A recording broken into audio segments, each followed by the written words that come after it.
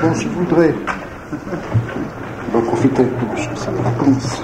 Et d'autre part, ce que j'ai reçu tout à l'heure dans ma boîte aux lettres, une objection d'un auditeur pour préciser peut-être une ou deux choses dans le cas où ça n'aurait pas été clair. Cette objection, en effet, est intéressante. L'auditeur me dit ceci. Il me dit qu'il n'est pas très satisfait de ce que j'ai dit sur la parésia et il me renvoie à une définition qu'on pourrait dire en quelque sorte canonique de la parésia, laquelle, me dit-il, signifie d'une façon générale toute forme de liberté de parole, et deuxièmement que dans le cadre de la cité démocratique et au sens politique du terme parésia, la parésia c'est cette liberté de parole qui est donnée à tout citoyen, aux seuls citoyens bien sûr dans la démocratie, mais à tous les citoyens, même s'ils sont pauvres. Alors sur ces deux aspects de la définition de la parésia, je voudrais rappeler ceci.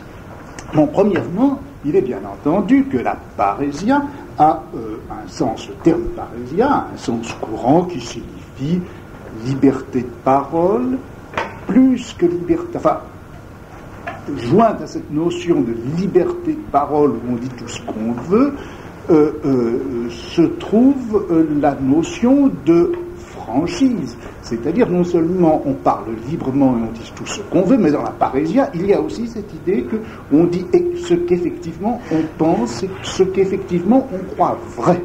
La parésia, en ce sens, c'est franchise, on pourrait dire, elle est profession de vérité. Alors je corrigerai donc cette définition courante du mot parésia, disant que ce n'est pas simplement la liberté de parole, c'est la franchise, c'est la profession de vérité. Bon. Ceci étant dit, il va de soi que cette notion de parésia, ce terme de parésia, est parfois et souvent même employé dans un sens tout à fait courant et en dehors de tout contexte, de toute armature, si vous voulez, technique ou politique. Et vous trouverez très souvent dans des textes grecs quelqu'un disant « Bon, écoute, pour te parler franchement, parésia, avec de la parésia », un peu comme nous disons pour te parler très librement. Il n'en reste pas moins que lorsque nous disons parler librement, enfin je vais dire, quand nous disons parler librement, c'est bien entendu une expression courante, toute faite, qui n'a pas un sens fort. Il n'en reste pas moins que la liberté de parole est un problème politique, la liberté d'expression est un problème politique, est un problème technique, est un problème historique aussi. Je dirais donc la même chose à propos de la parésia. Sens courant, habituel, familier, obvi, et puis ce sens technique et précis. Deuxièmement, en ce qui concerne justement ce sens précis et technique, je ne crois pas que l'on puisse simplement résumer les sens et les problèmes surtout posés par la notion de parésia en disant que la parésia c'est la liberté de parole qui est donnée à tout citoyen dans une démocratie, qu'il soit riche ou qu'il soit pauvre. Je ne crois pas que ça soit suffisant. Pourquoi ? Premièrement, parce que, encore une fois, et là je vous renvoie à ce que je vous disais la dernière fois, dans la définition de la démocratie, on trouve, je vous renvoie au texte de Polybe, mais on en trouverait d'autres, on trouve ces deux notions, iségoria et parésia. L'iségoria, c'est bien, en effet, le droit constitutionnel, institutionnel, le droit juridique, accordé à tout citoyen de parler, de prendre la parole sous toutes les formes que peut prendre cette prise de parole dans une démocratie, prise de parole politique, prise de parole judiciaire, interpellation, etc. Bon. Qu'est-ce qui fait alors la différence entre l'iségoria, par laquelle quelqu'un peut parler et puis dire tout ce qu'il pense, avec la parésia? Parce que je crois que la parésia, qui bien entendu s'enracine dans cette iségoria, se réfère à quelque chose d'un peu différent qui serait la pratique politique effective. Et si effectivement il est du jeu de la démocratie, il est de la loi interne de la démocratie, que n'importe qui puisse prendre la parole, un certain problème technique, politique se pose, qui est, mais de fait, qui va prendre la parole ? Qui qui va pouvoir de fait exercer son influence sur la décision des autres, qui va être capable de persuader, et qui, proférant ce qu'il estime être la vérité, va pouvoir ainsi servir de guide aux autres. Et c'est dans cette mesure-là que je ne crois pas que la parésia, que les problèmes posés par la parésia soient simplement de l'ordre de la distribution égale du droit de parole à tous les citoyens de la cité, qu'ils soient riches ou qu'ils soient pauvres. C'est cela que cette définition de la parésia ne me paraît pas suffisante. Et deuxièmement, alors là, c'est ce qu'on va essayer de commencer à expliquer aujourd'hui, c'est qu'il ne faudrait absolument pas croire que la notion de parésia, dans ce sens politique, qui va parler, dire vrai, prendre l'ascendant sur les autres, persuader, et par conséquent, au nom de la vérité et à partir de la vérité gouverner, il ne faut pas croire que cette question se pose simplement dans le champ de la démocratie.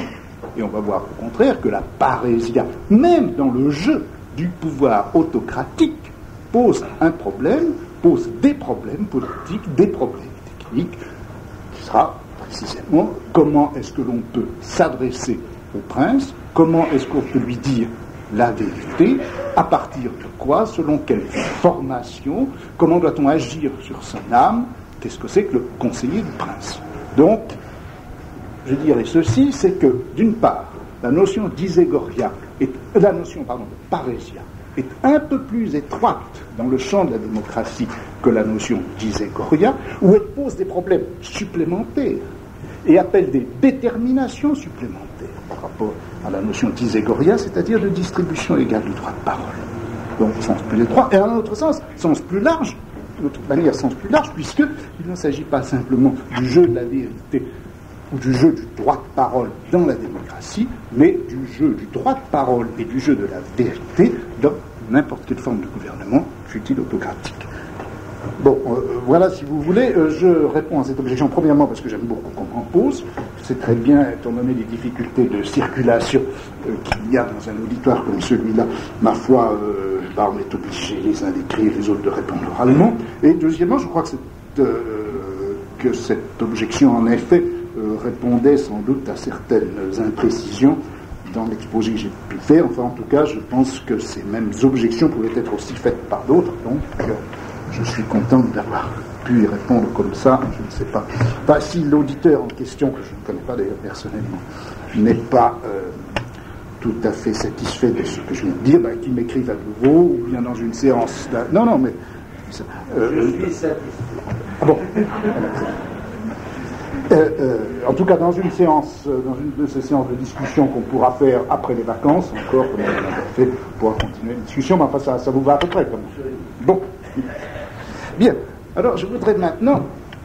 Non, mais écoutez, je crois que finalement, cette pratique de la question écrite et de la réponse orale est une des possibilités encore une fois, d'échange dans une institution qui n'est évidemment pas très faite pour le dialogue et le travail commun, à mon regret.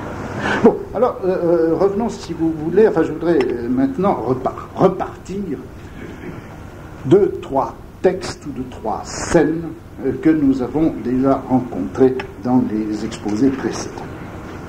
3 textes qui évoquent 3 scènes de la vie politique grecque. 3 scènes d'ailleurs réelles, mais l'important pour moi, c'est évidemment la manière dont ces scènes sont réfléchies dans les textes qui les exposent.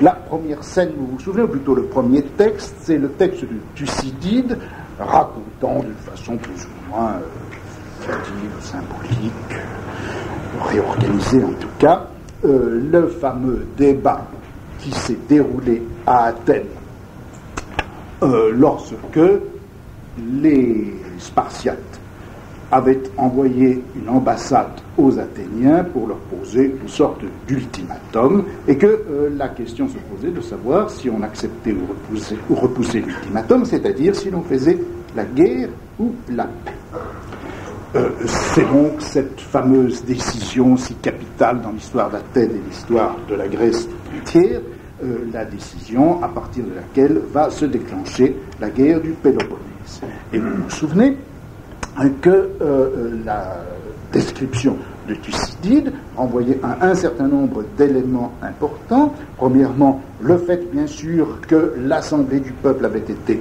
convoquée de la manière la plus régulière, que chacun avait pu y exprimer son opinion, disait Goria, que ces opinions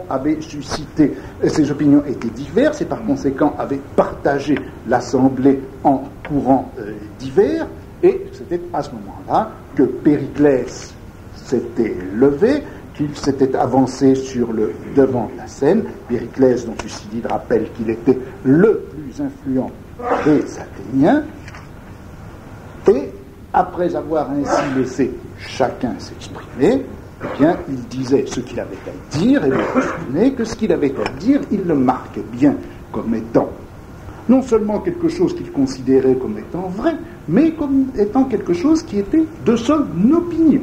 C'est ce qu'il pensait, dit-il, ce qu'il pensait à l'heure actuelle, mais c'était aussi ce qu'au fond il avait toujours pensé.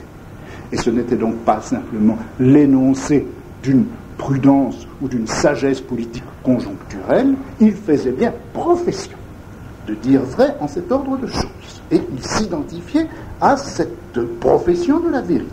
Enfin, le dernier aspect, vous vous souvenez de cette scène, était celui-ci, c'est que dès le début de son discours, il envisageait la possibilité que l'issue de cette guerre ne soit pas forcément favorable, et il disait bien que si effectivement le succès ne suivait pas l'entreprise, le peuple qui l'aurait soutenu, si effectivement on votait la guerre, ce peuple qui l'aurait ainsi soutenu ne devrait pas se retourner contre lui, et si le peuple en effet est prêt à partager avec lui Périclès le succès éventuel, il faudra bien qu'il partage aussi la défaite et l'insuccès s'ils se produisent. C'est tout cet aspect du risque et du danger dans le dire vrai de la politique. C'était cette première scène, je voudrais partir de cette première scène. Je voudrais ensuite vous rappeler une seconde scène que nous avons rencontrée également, que j'ai évoquée la dernière fois, une scène qui a, si vous voulez, qui est moins historiquement réelle, bien qu'elle se réfère à des événements qui sont parfaitement situables. C'est le discours d'Isocrate, que j'évoquais à la fin du dernier cours, le discours d'Isocrate sur la paix, qui se situe 60 ou 70 ans plus tard, autour des années 355-356, où Isocrate a donc parlé en faveur ou contre une proposition de paix. En fait, le discours d'Isocrate, comme tous les discours d'Isocrate, n'a pas été effectivement prononcé devant l'Assemblée, c'est beaucoup plutôt une sorte de petit, non pas de pamphlet, mais disons de manifeste en faveur de la paix, mais qui prend la forme d'un discours possible, d'un discours éventuel devant l'Assemblée.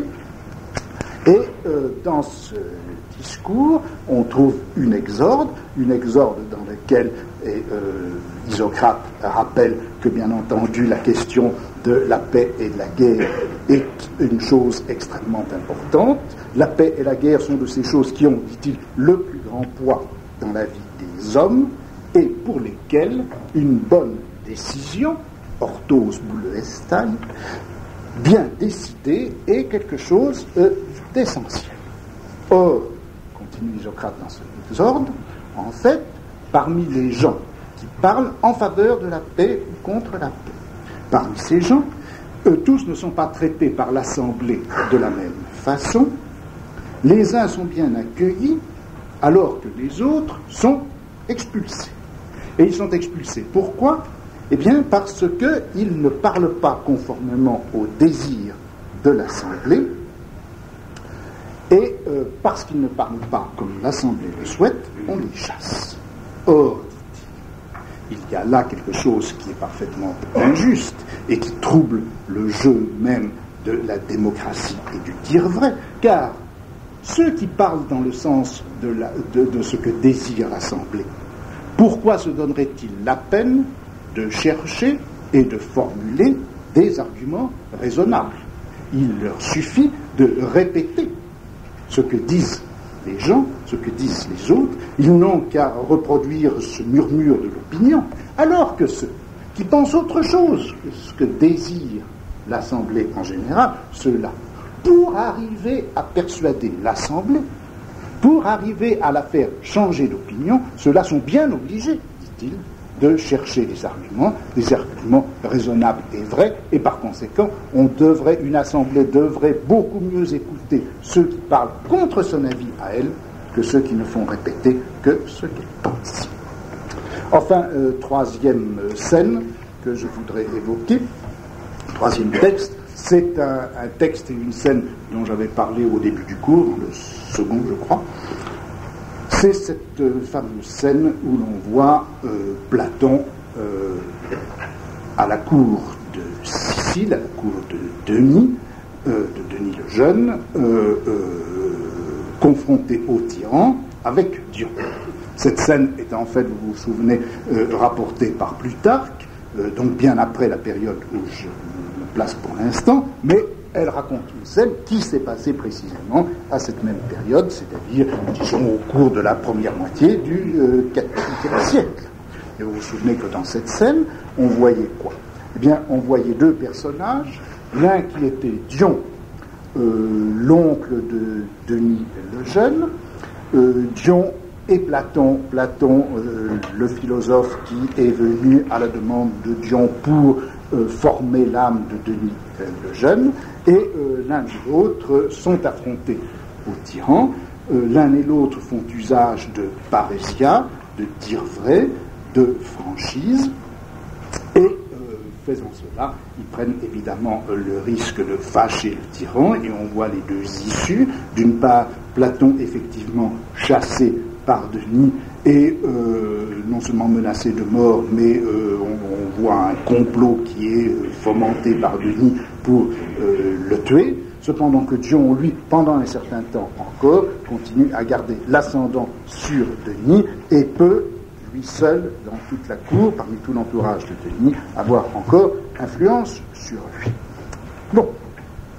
Eh bien, si j'ai rappelé un peu longuement ces trois scènes, c'est pour la raison suivante. Il me semble qu'on peut, de leur confrontation, voir naître la définition, le dessin d'un certain problème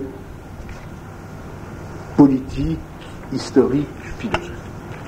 Premièrement, dans ces trois scènes, qu'est-ce qu'on trouve ? On trouve un certain nombre d'éléments fondamentaux qui sont les mêmes.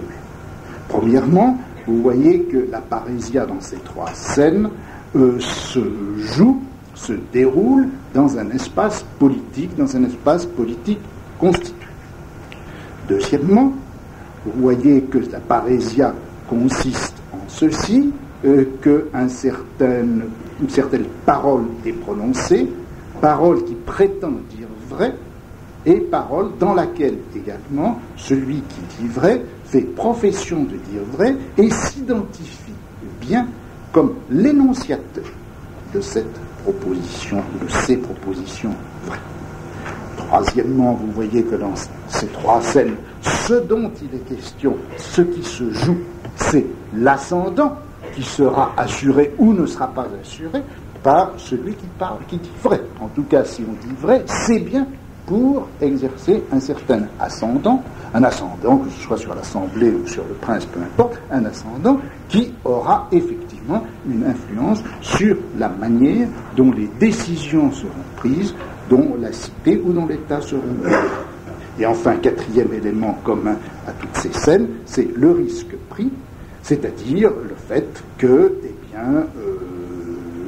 le chef, le responsable, celui qui a parlé, pourra, soit par le peuple, soit par le prince, être récompensé ou sanctionné selon le succès de l'entreprise, selon que son dire vrai aura conduit à tel ou tel résultat, ou selon tout simplement l'humeur, soit de l'Assemblée, soit du prince. On a là ces mêmes éléments. Mais vous voyez en même temps que ces trois scènes diffèrent les unes des autres.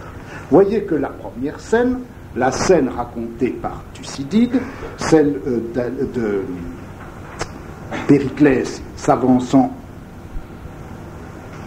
devant l'assemblée du peuple et prenant la parole, ceci représente la bonne parésia. La bonne parésia telle qu'elle doit fonctionner, parmi tous les citoyens qui ont le droit de parler et qui effectivement ont pu donner leur opinion et vont d'ailleurs la donner par leur vote, parmi tous ceux-là, il y en a un qui exerce un ascendant, un bon ascendant, et qui prend ses risques en expliquant exactement en quoi et comment consistent ces risques. C'est la bonne parésia. Les deux dernières, celle qui est évoquée par Isocrate au début du Péri-Eirénès, soit celle qui est évoquée par Plutarque racontant la vie de Dion, vous voyez que ce sont de mauvaises parésias, ou en tout cas des parésias qui ne réussissent pas comme elles devraient réussir, puisque dans un cas, celui qui est évoqué par Isocrate, eh bien, celui qui dit vrai n'est pas écouté, et il n'est pas écouté au profit de ceux qui flattent et qui, au lieu de dire vrai, ne font que répéter l'opinion de l'Assemblée. Et dans le cas de Denis, eh bien, on voit le tyran qui, lorsque le philosophe a parlé, n'a pas de soin plus pressé que de l'expulser et de tramer contre lui un complot qui pourrait bien le faire mourir.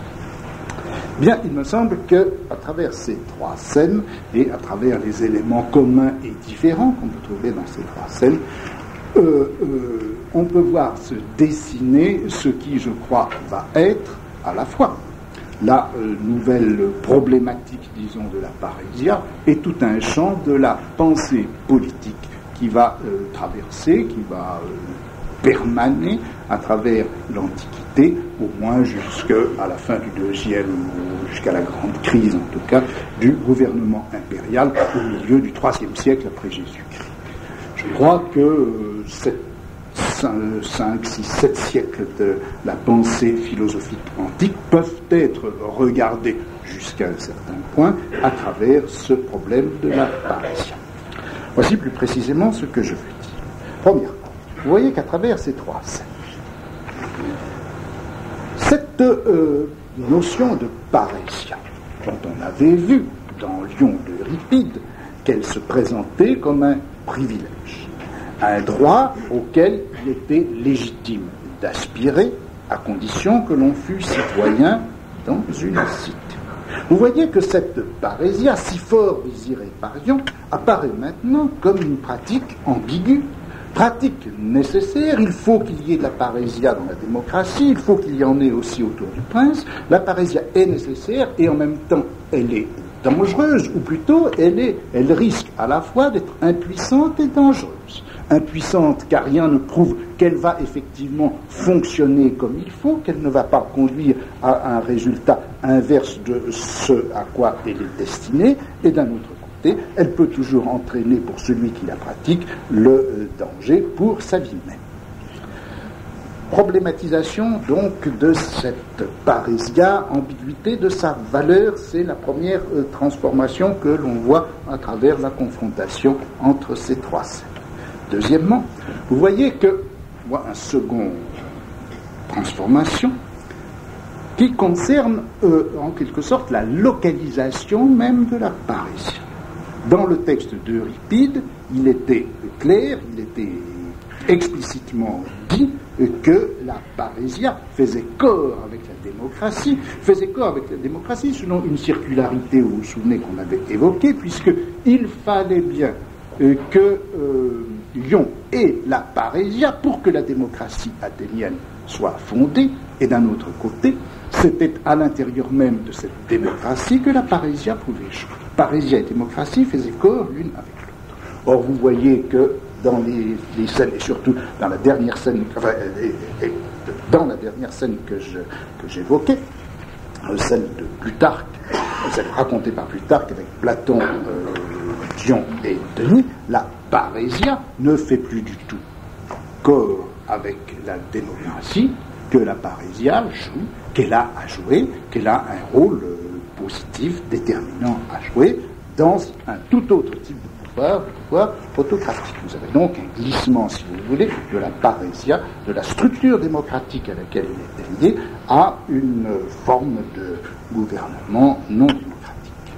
Troisièmement, vous voyez aussi que, à travers cette dernière scène racontée par Plutarque, on voit comme une sorte de dédoublement de la parésia.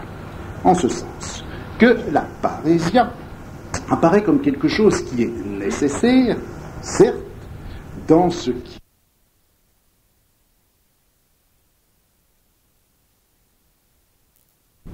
la formation de l'âme du prince, le rôle que ceux qui entourent le prince auront à jouer, non pas directement dans la sphère politique, mais dans l'âme du prince, en tant que c'est lui qui aura à jouer le rôle politique, ceci nous montre que la parésia, en quelque sorte, se décroche de sa fonction strictement politique et qu'à la parésia politique vient s'ajouter une parésia que l'on peut dire une parésia psychagogique, puisqu'il s'agira de mener l'âme et de guider l'âme des individus. On a donc là un dédoublement de la parésia. Enfin, quatrièmement, et ce qui va être évidemment la chose essentielle, c'est que toujours avec cette scène de Plutarque, racontée par Plutarque, on voit apparaître dans la question de la parésia un nouveau personnage. Jusqu'à présent, dans le jeu de la parésia, on avait affaire à quoi? On avait affaire bien à la cité. On avait affaire aux citoyens. On avait affaire parmi les citoyens à la question de savoir quels étaient ceux qui pourraient être ou qui devraient être les plus influents. On avait affaire aux chefs. À la limite, on avait affaire aux souverains despotiques et tyranniques. Seulement avec la scène racontée par Plutarque, qui encore une fois se situe elle aussi au début du IVe siècle, on voit apparaître Platon, c'est-à-dire on voit apparaître le philosophe. Le philosophe en tant qu'il va avoir maintenant à jouer dans cette scène de la parésia un rôle essentiel. Bien sûr, ce n'est pas la première fois que le philosophe en tant que tel a à jouer un rôle essentiel dans la cité. C'était déjà une forte ancienne tradition parfaitement attestée au Ve siècle que le philosophe pouvait être, devait être pour la cité, soit un donneur de loi, un homothète, soit encore un pacificateur, celui qui arrivait à régler les équilibres de la cité de telle manière qu'il n'y ait plus de dissensions, de luttes intestines et de guerres civiles. Donneur de loi, pacificateur de cité, voilà ce qu'en effet était le philosophe. Mais avec la scène de Platon, à côté de Dion, en face de Denis, nous voyons apparaître le philosophe en tant que parésiaste, en tant qu'il est celui qui dit la vérité sur la scène politique à l'intérieur d'une certaine conjoncture politique et afin de guider ou la politique de la cité ou l'âme de celui qui dirige la politique de la cité.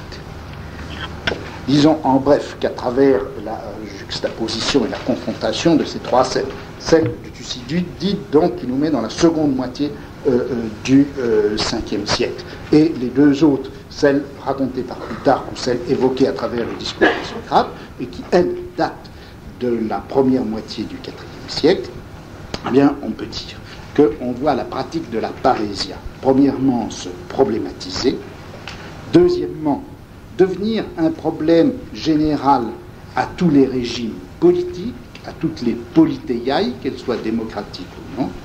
Troisièmement, on voit le problème de la parésia se dédoubler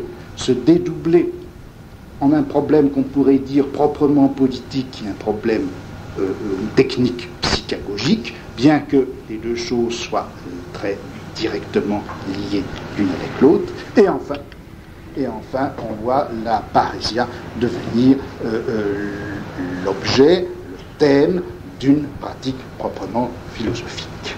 Bon, eh bien, je crois que là, on peut voir se former, on pourrait appeler les 4 grands problèmes de la pensée politique antique, que l'on va trouver déjà formulés chez Platon, premièrement. Y existe-t-il un régime, une organisation, une politéia de la cité qui soit telle que l'indexation de ce régime à la vérité puisse se dispenser de ce jeu toujours dangereux de la parésia?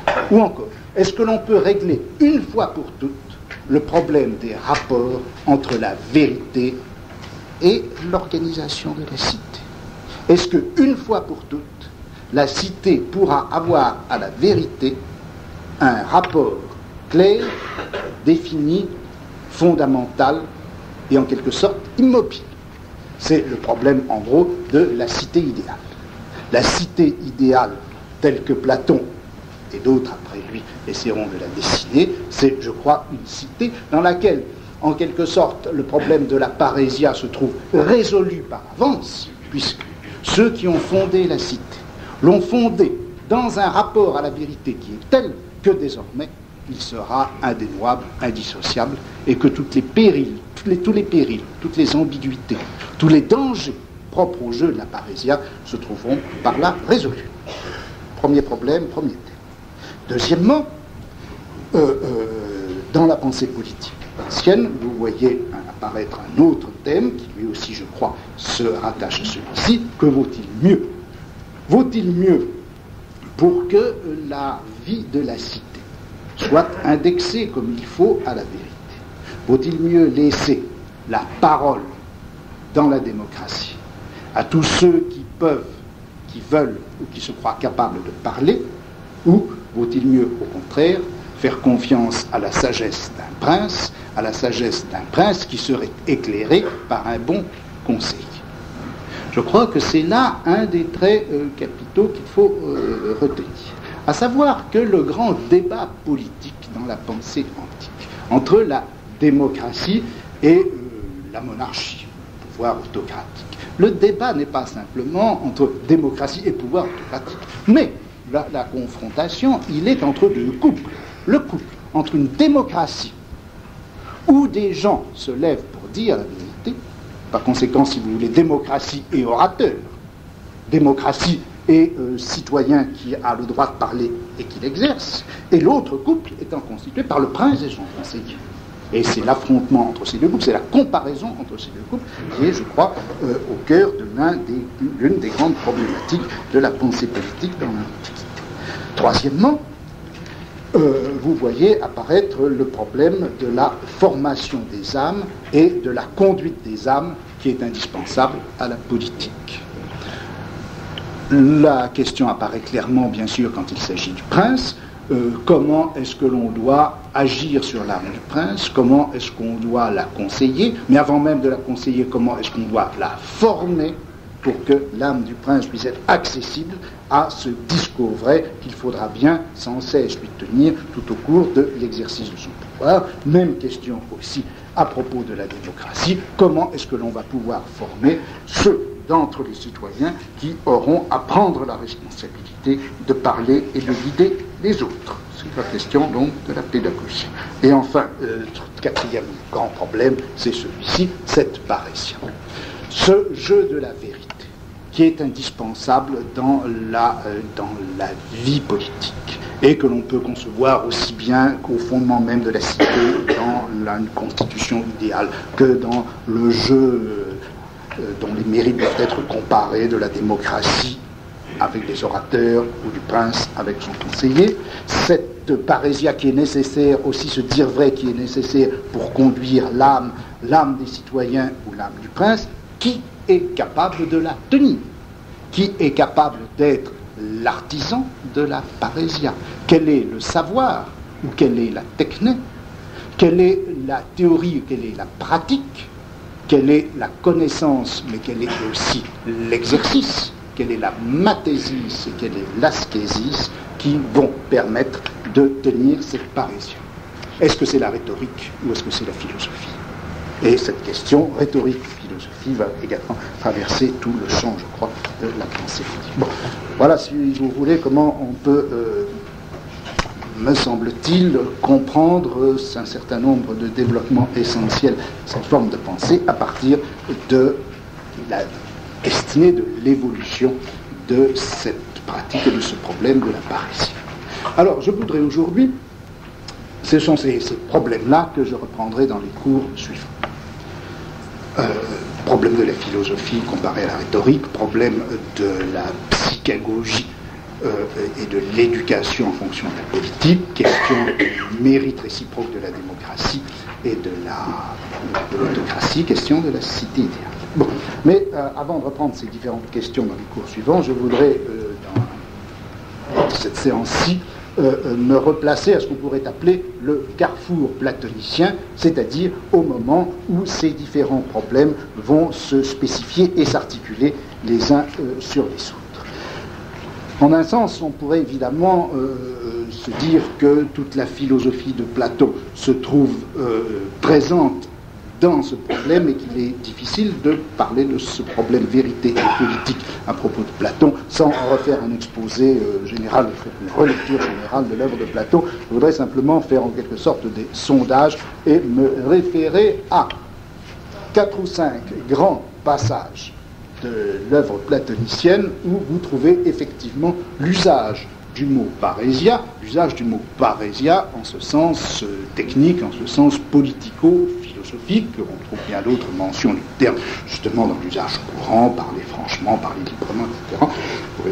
Bien des fois, en revanche, il y a un certain nombre de textes dans lesquels le terme de parésia est inséré à l'intérieur d'un contexte théorique qui est repérable et qui est clair sur les problèmes posés.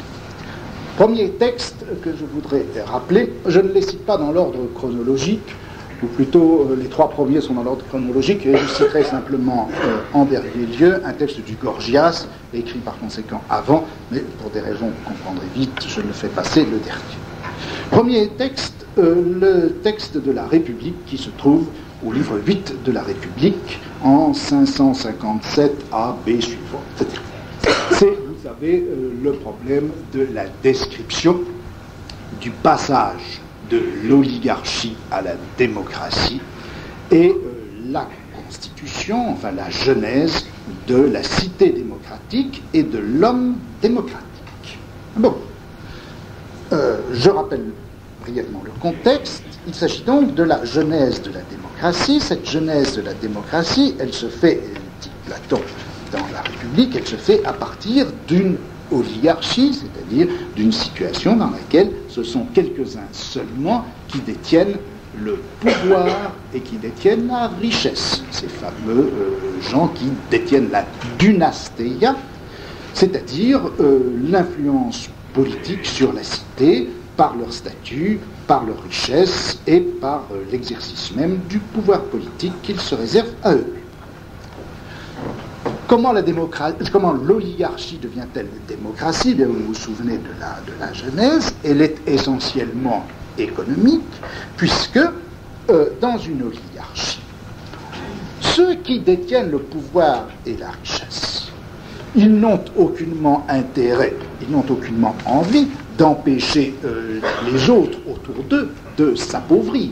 Au contraire, moins il y aura de gens riches autour d'eux, moins il y en aura qui seront en position, qui seront susceptibles de vouloir partager avec eux le pouvoir. L'appauvrissement des autres est donc la loi nécessaire, en tout cas l'objectif naturel de toute oligarchie.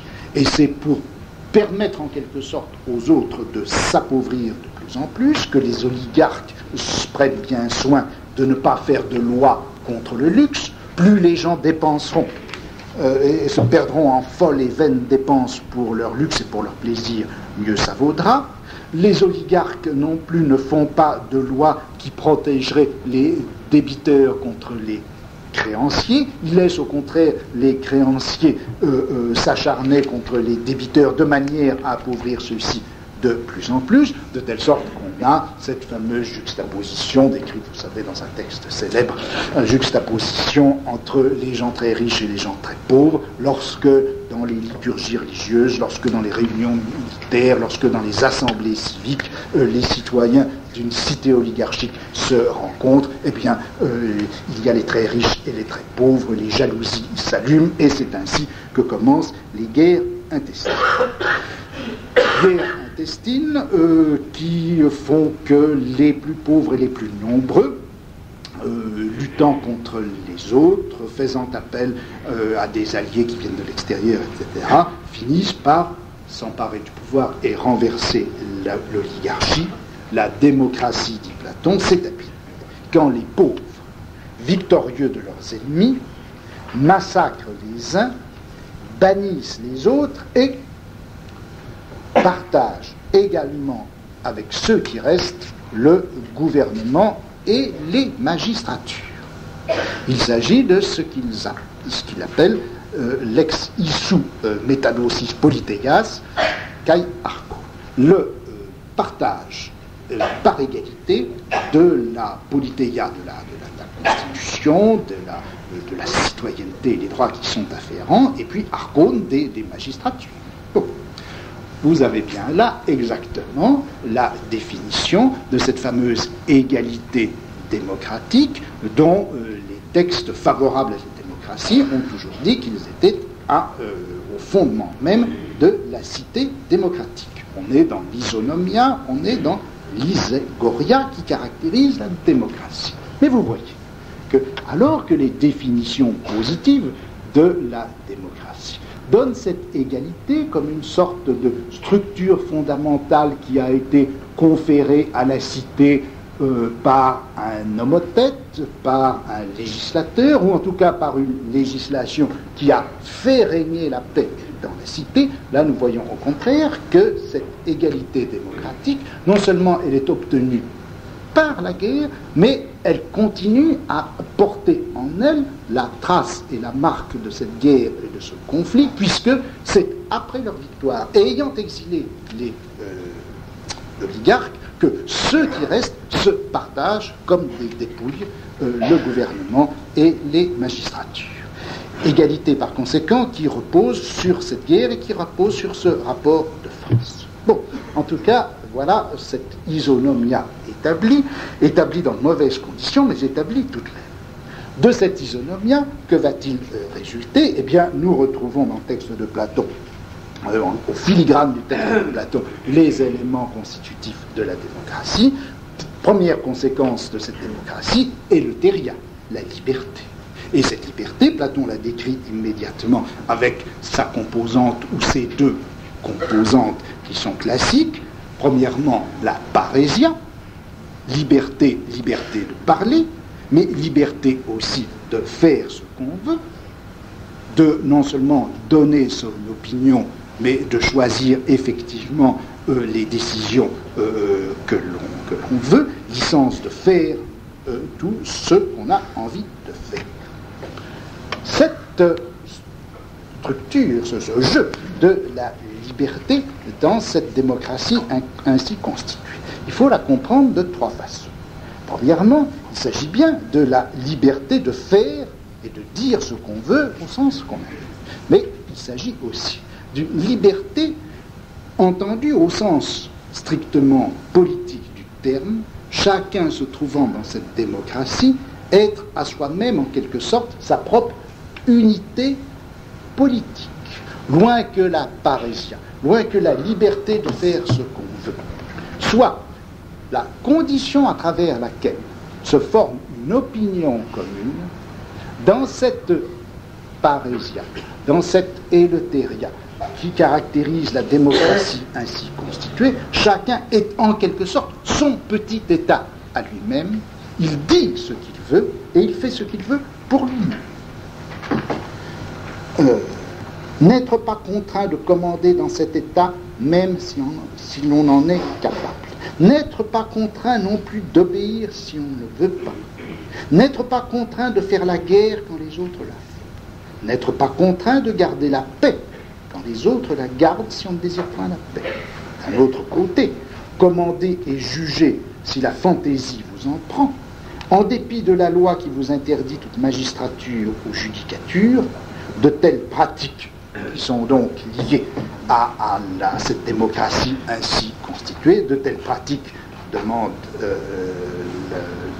l'interlocuteur d'une façon ironique, de telles pratiques ne sont-elles pas divines et délicieuses sur le moment? Donc, dans cette démocratie ainsi fonctionnant, la parésia n'est pas l'élément de constitution d'une opinion commune, c'est la garantie que chacun sera à soi sa propre autonomie, sa propre identité, sa propre singularité politique. Et autre conséquence de cette liberté ainsi entendue, c'est que la liberté de parler permettra à n'importe qui de se lever et de parler de manière à flatter la foule.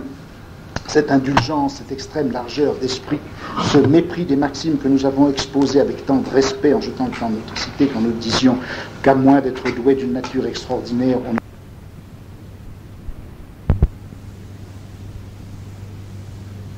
cette extrême largeur d'esprit, avec quelle superbe on foule aux pieds toutes ces maximes, sans s'inquiéter par quelles études un homme politique s'est préparé à l'administration de l'État, tandis qu'il lui suffit de se dire l'ami du peuple pour être comblé d'honneur. Donc, chacun est à lui-même sa propre unité politique, et d'un autre côté, il peut s'adresser à la foule et, en la flattant, obtenir ce qu'il veut. C'est cela le double aspect négatif de cette parésia dans cette démocratie ainsi fondée. Chacun est à soi-même son identité et chacun peut entraîner la foule là où il veut. Alors que le jeu de la bonne parésia est d'introduire justement la différenciation du discours vrai qui va permettre, en exerçant un ascendant, de diriger la cité comme il faut, là au contraire. On a une structure d'indifférenciation qui va conduire à la plus mauvaise direction possible de la cité. À cette description, vous le savez, de la genèse de la cité démocratique, de la mauvaise cité démocratique, correspond, dans le texte de Platon, la description de l'âme de l'homme démocratique. L'âme de l'homme démocratique qui est, vous le savez, à l'image même de la cité démocratique. Et qu'est-ce que c'est que cette image dans l'âme de l'homme de la démocratie politique? Eh bien, c'est ce qui se passe avec les désirs et les plaisirs. C'est-à-dire que Platon se réfère à une distinction qui est classique et qui n'est pas personnelle entre les désirs nécessaires et les désirs superflus. Une âme qui est formée comme il faut sait parfaitement distinguer ce qui est désir nécessaire et ce qui est désir superflu. En revanche, une âme démocratique, c'est précisément une âme qui ne sait pas faire le partage entre les uns et les autres. C'est une âme pour qui les désirs superflus peuvent entrer comme ils veulent dans l'âme de l'individu, s'affronter avec les désirs nécessaires, et comme les désirs superflus sont infiniment plus nombreux que les désirs nécessaires, eh bien c'est ceux-là qui l'emporteront. On a donc là, si vous voulez, dans ce jeu des désirs, en effet, l'image, l'analogone de ce qui se passait dans cette révolution par laquelle la démocratie s'instaure. Mais il faut bien comprendre qu'il ne s'agit pas simplement, dans ce texte, de le rapport de ressemblance ou d'analogie. C'est en fait le même manque qui se produit qui dans la cité démocratique produit l'anarchie politique et qui dans l'âme produit l'anarchie du désir. Dans la cité, si l'anarchie se produit, eh bien c'est tout simplement que la parésia ne joue pas comme il faut. La parésia n'y est rien d'autre que la liberté de dire n'importe quoi, au lieu d'être ce par quoi va se faire la césure du discours vrai, et ce à travers quoi va s'effectuer l'ascendant des hommes raisonnables sur les autres. Eh bien, dans une âme démocratique, dans une âme où règne l'anarchie du désir, qu'est-ce qui a manqué? Qu'est-ce qui a fait que l'anarchie du désir, des désirs, est ainsi devenue dominante? Eh bien, c'est, dit Platon, parce que le logos aletheis, le discours de vérité, a été repoussé hors de l'âme et qu'on ne le laisse point entrer dans la citadelle. C'est cette absence de discours vrai qui va constituer le caractère fondamental de l'âme démocratique, tout comme le mauvais jeu de la parésia dans la cité a produit cette anarchie propre à la mauvaise démocratie. Et je crois qu'il faut aller, le texte va plus loin encore que cela.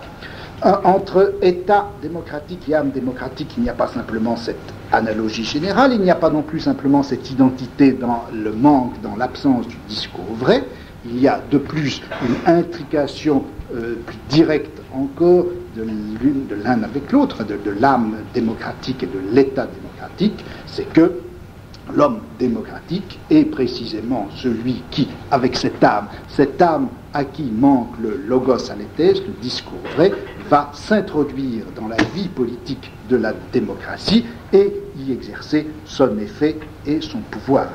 En effet, l'homme démocratique, à qui manque le logos aletheis, eh bien, que va-t-il faire dans l'anarchie de ses propres désirs? Eh bien, précisément, il va vouloir toujours satisfaire de plus grands désirs.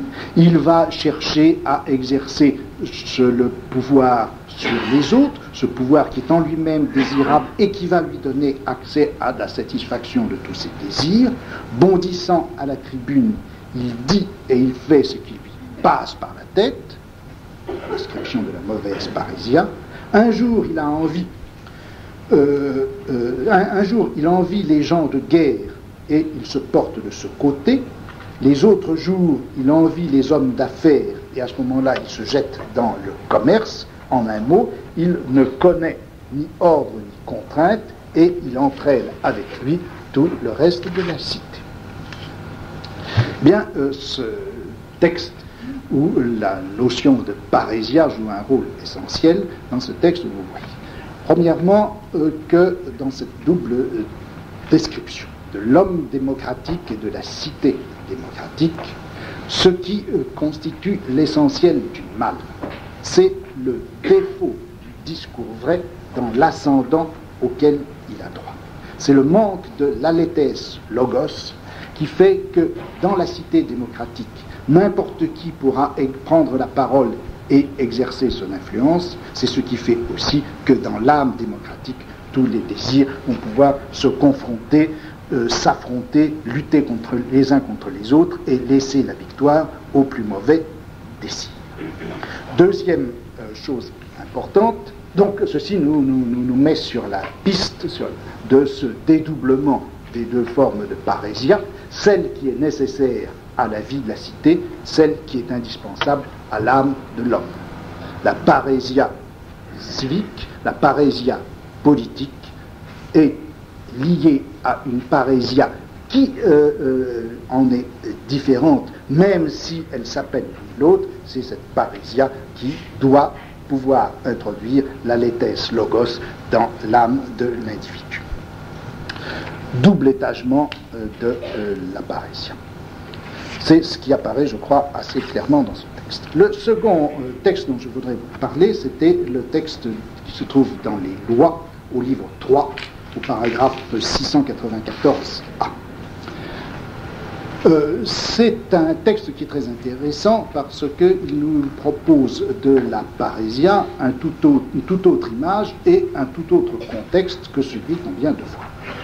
Dans ce texte des Lois, livre 3, il s'agit, on trouve la description de la constitution du royaume des Perses, du royaume de Cyrus, qui représente, dit Platon, le juste milieu entre la servitude et la liberté. Bon, vous savez que dans un certain nombre de milieux, auxquels d'ailleurs appartenait Xénophon comme Platon, la monarchie perse de Cyrus était représentée comme le modèle de la bonne et juste constitution politique. La Cyropédie de Xénophon est consacrée à ce thème et nous trouvons là dans les Lois, comme dans un certain nombre de textes tardifs de Platon, des références très positives à cet empire perse, ou du moins à cette phase, à cet épisode assez mythique pour les Grecs de l'empire perse qui était le règne de Cyrus. Le règne de Cyrus comme mythe politique est donc important à cette époque et dans ce courant d'opinion. Or, comment est-ce que Platon décrit dans les Lois l'empire de Cyrus? Premièrement, dit-il, Cyrus, lorsqu'il a remporté les grandes victoires qui l'ont mis à la tête de son empire, Cyrus s'est bien gardé de laisser les vainqueurs exercer sans limite leur pouvoir sur les vaincus, au lieu de faire comme les mauvais souverains, qui, sur les vaincus, établissent le règne despotique de leur propre famille ou de leurs propres amis.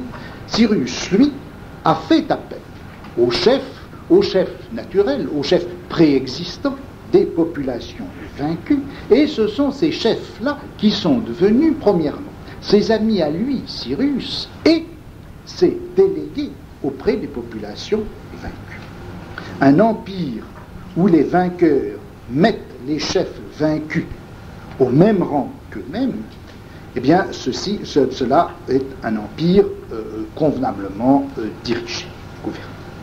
Deuxièmement, dit-il, l'empire de Cyrus était un bon empire dans la mesure où l'armée était ainsi constituée que les soldats étaient les amis des chefs et, étant les amis des chefs, acceptaient de s'exposer aux dangers sur leur roc.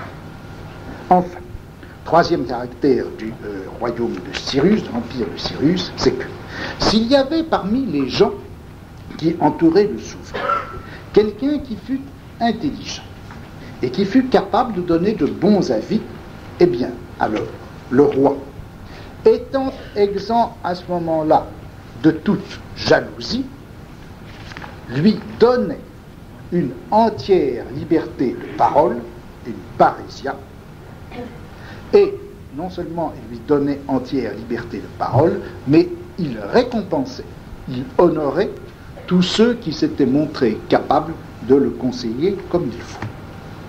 Par là, par cette liberté ainsi donnée à ses conseillers les plus intelligents de parler comme il voulait, il offrait le moyen de mettre en lumière, dans l'intérêt de tout le monde, les capacités de son conseiller. Dès lors, conclut le texte, tout prospérait chez les Perses grâce à la liberté éleutéria, grâce à l'amitié philia et grâce à la communauté de vue, la collaboration, la bonne la communauté. Alors, je crois que ce texte est très intéressant parce qu'on y voit à la fois le maintien d'un certain nombre de valeurs, le maintien d'une certaine thématique propre à la parésia, et en même temps le déplacement, la transformation de cette thématique dans qui lui permet de s'ajuster à un contexte politique tout à fait différent, qui est celui du pouvoir autocratique. Vous vous souvenez en effet que dans la parésia démocratique, chacun donc avait le droit de parler. Fallait-il encore que ceux qui parlent soient les plus capables? Et c'était là un des problèmes propres au fonctionnement de la démocratie. Ici, même problème, même thème. Parmi les conseillers du prince, il y en a certains qui sont plus compétents que les autres. Et ce sera précisément le travail du prince, ce sera sa fonction de distinguer parmi ses conseillers celui qui est le plus apte, qui est le plus intelligent, celui qui est le plus capable. Deuxièmement, dans la parésia démocratique, il y avait, et c'était ça le péril intrinsèque à cette parésia, il y avait pour celui qui parlait là le risque que ces entreprises ne réussissent pas comme il l'avait pensé. Il y avait aussi le risque plus grave, plus immédiat et plus dangereux encore, qui était de déplaire à l'Assemblée et d'être expulsé, éventuellement exilé de la cité, chassé, perdant ses droits de citoyen, etc. Même danger à l'égard dans le champ du pouvoir autocratique. Et ça sera précisément la tâche du prince, et c'est effectivement ce que fait Cyrus, que celui qui prend la parole devant lui et en face de lui ne soit pas menacé par sa propre liberté de parole. Cyrus donnait une entière liberté de parole et il honorait quiconque était capable de le conseiller. On a là cette idée de ce qu'on pourrait appeler le pacte parésiastique. Le souverain doit faire en sorte que, d'une part, il ouvre l'espace à l'intérieur duquel le dire vrai de son conseiller pourra se formuler et apparaître, et il s'engage, en ouvrant cette liberté, à ne pas sanctionner son conseiller et à ne pas sévir contre lui. Enfin, troisième élément qui est important à rappeler, c'est celui-ci, c'est que dans la parésia démocratique, ce qui en faisait le caractère propre, c'est qu'elle ne pouvait effectivement jouer qu'à la condition que certains des citoyens se distinguent les uns des autres, se distinguent des autres, et prenant l'ascendant sur l'assemblée du peuple, la guide là où il fallait. La parésia était, dans l'égalité démocratique, un principe de différenciation, une césure, etc. Or, ici, vous voyez que dans le bon empire de Cyrus, la parésia, elle est la forme la plus manifeste de tout un processus qui garantit, selon Platon, le bon fonctionnement de l'Empire, à savoir que toutes les différences hiérarchiques qu'il peut y avoir entre le souverain et les autres, entre son entourage et le reste des citoyens, entre les officiers et les soldats, entre les vainqueurs et les vaincus, toutes ces différences sont en quelque sorte atténuées, compensées par la constitution d'un certain nombre de rapports qui sont tout au long du texte désignés comme des rapports d'amitié. C'est la filia qui va unir les vainqueurs et les vaincus. C'est la filia qui unit les soldats et leurs officiers. C'est la même filia, la même amitié avec laquelle le souverain entendra le conseiller qui lui dit vrai, et c'est aussi la même filia qui va faire que le conseiller se trouvera nécessairement appelé, en tout cas se trouvera incliné à parler et à dire vrai au prince par amitié pour lui. Et c'est ainsi, dit le texte, que l'Empire tout entier pourra fonctionner et marcher selon les principes de Eleutheria, une liberté dont la forme ne sera pas celle constitutionnelle des droits politiques partagés, ça sera la liberté de parole. Cette liberté de parole va donner lieu à une filia, à une amitié, et c'est cette amitié qui va assurer à travers tout l'Empire, que ce soit vainqueurs et vaincus, soldats et officiers, courtisans et autres habitants de l'Empire, souverains et entourage, etc., qui va assurer la koinonia. Cette liberté de parole, cette parésia, est donc la forme concrète de la liberté dans l'autocratie. Elle est ce en quoi se fonde l'amitié entre les différents niveaux hiérarchiques de l'État et la collaboration, la koinonia, qui assure l'unité de l'Empire tout entier. Enfin, troisième texte, il y a encore deux textes dont je veux parler. Le troisième, c'est le texte qu'on trouve également dans les lois, au livre 8, paragraphe 835 et suivant. C'est un texte qui est assez curieux.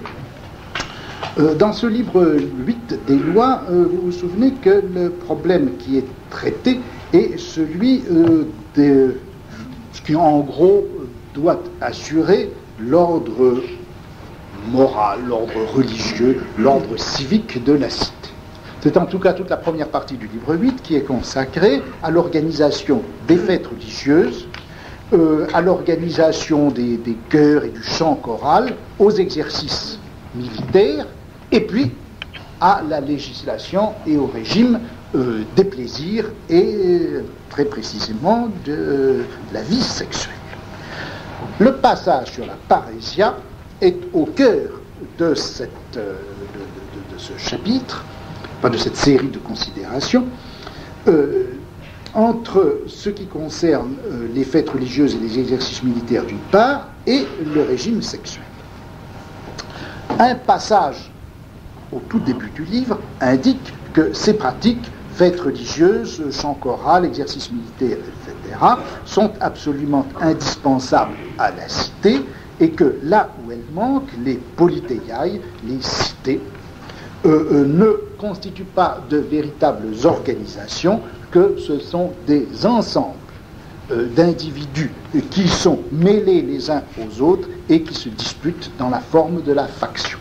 Il faut donc, pour que la cité constitue une organisation cohérente, qu'il y ait ces différents éléments qui vont donc être les fêtes religieuses, le chant choral, l'exercice militaire et aussi la vie sexuelle.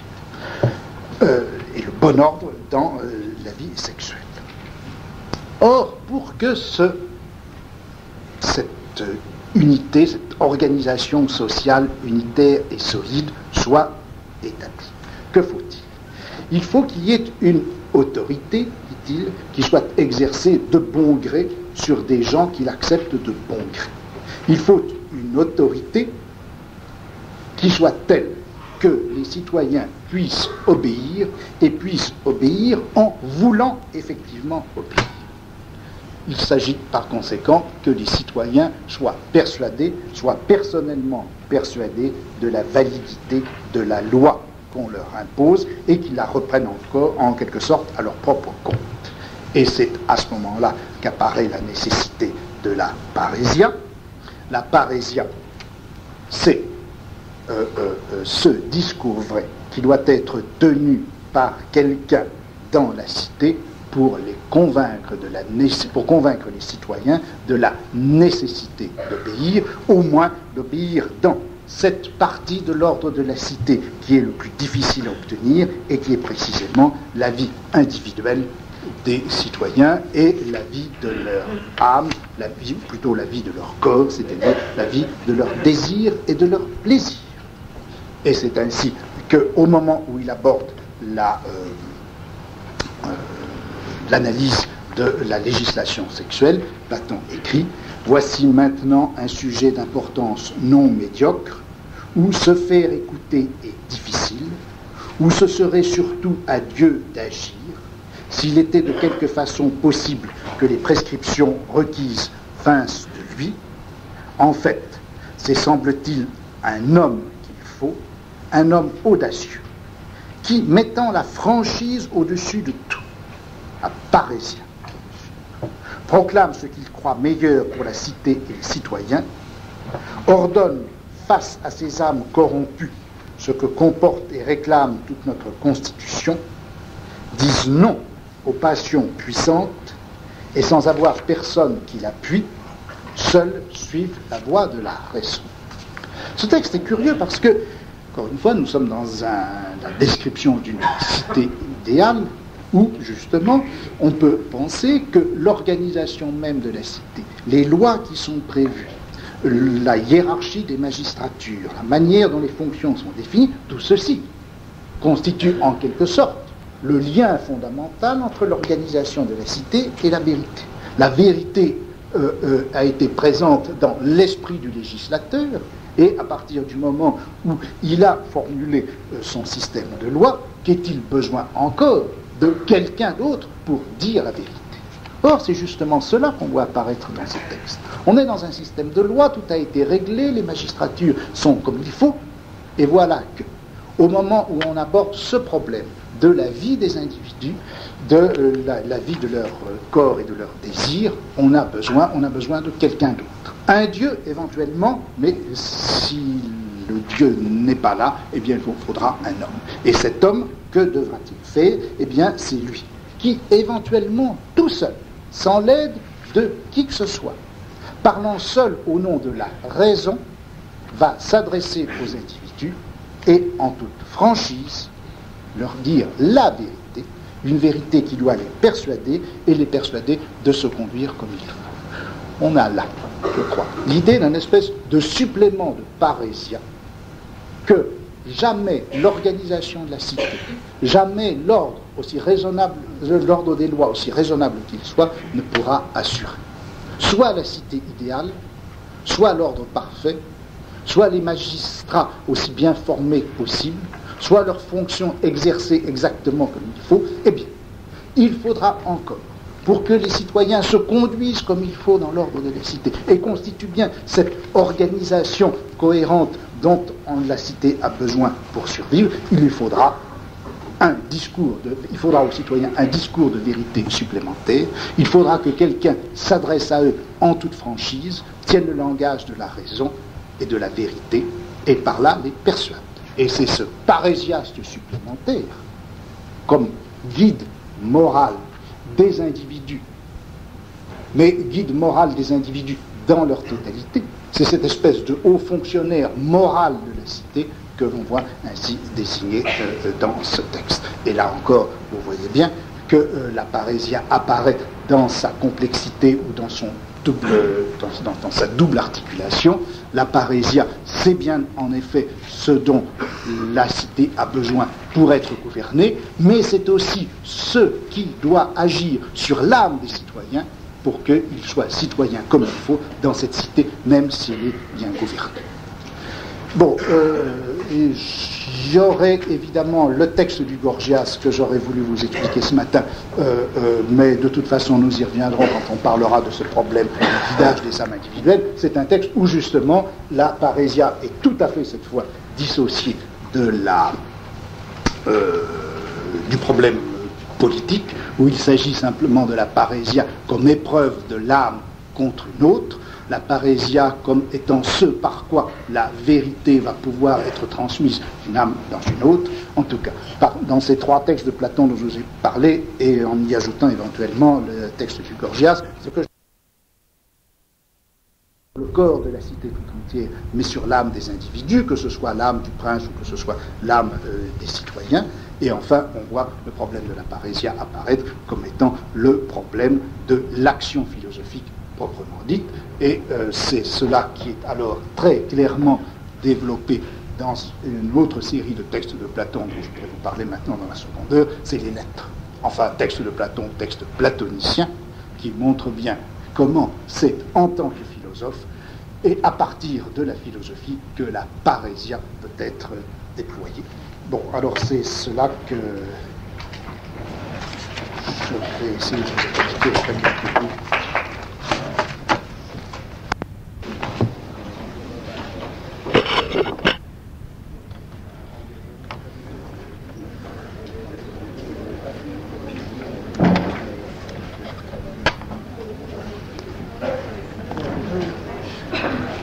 C'est pas une objection théorique que je voudrais répondre maintenant. Une question pratique. Quelqu'un, la dernière fois, me disait tout de même, ces 2 heures, ça fait très long. Et puis ensuite, s'arrêter 5 minutes et reprendre, ça casse tout, etc. Qu'est-ce que vous pensez? Moi, j'étais plutôt... Je préférais un peu cette formule à celle de l'heure. Durée 5. Vous n'entendez pas ce que je vous dis là actuellement? Et là maintenant vous entendez? Ah bon. Votre système est valable, il vaut mieux se reposer un peu. Vous êtes pour les 2 heures avec une petite interruption, qui aurait la possibilité d'1 heure et demie, non, sans interruption. Non, vous préférez? Remarquez, c'est de toute façon assez fatigant pour la victime. Bon, on va continuer comme ça.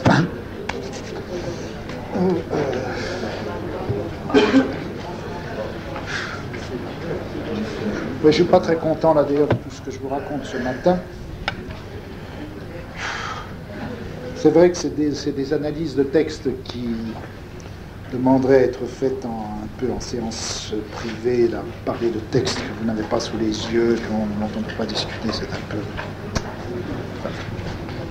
Là, je voudrais maintenant vous parler des plusieurs textes qu'on trouve dans les lettres de Platon, ou les lettres attribuées à Platon. Ils sont intéressants parce que ce sont là des documents qui attestent, sinon ce qu'a été le rôle effectif des philosophes de l'école platonicienne dans la vie politique de la Grèce, du moins la manière dont ils réfléchissaient cette intervention possible et de quelle manière ils concevaient Et il voulait être reconnu comme jouant dans le champ de la politique grecque le rôle d'énonciateur de vérité. Vous savez que les lettres, qu'on appelle les lettres de Platon, sont des textes extrêmement controversés qui ont été réunis de façon relativement tardive dans l'Antiquité, à une époque où les recueils de lettres fictives d'ailleurs, ou de lettres réelles, constituaient un genre qui était important. Bon, pendant un certain temps, presque tout au long du XIXe siècle, la critique drastique refusait l'authenticité de toutes ces lettres.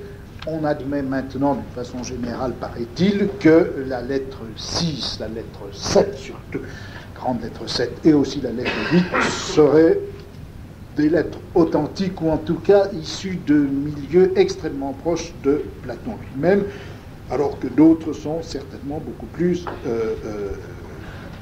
tardives et ne relèvent pas, n'ont pas été écrites ni par Platon ni par son entourage immédiat.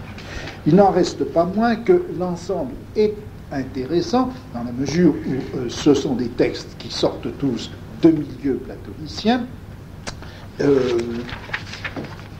et qu'ils manifestent la manière dont, à l'Académie, soit du vivant de Platon, soit après sa mort, on a considéré que l'activité philosophique pouvait être un foyer de réflexion, non pas simplement sur la politique, mais je dirais de réflexion et d'intervention politique, et c'est un fait qui est attesté d'ailleurs et que Plutarque raconte dans son texte anti-épicurien à propos contre Colotès, où Plutarque rappelle que, alors que les épicuriens, eux, se sont toujours moqués de la politique, un philosophe comme Platon et ses disciples, eux, ont été, et c'est ça ce qui fait leur valeur, beaucoup plus préoccupés de se mêler à la vie politique, de donner des conseils à leurs contemporains, et ils rappellent les différents disciples que Platon a envoyés de son propre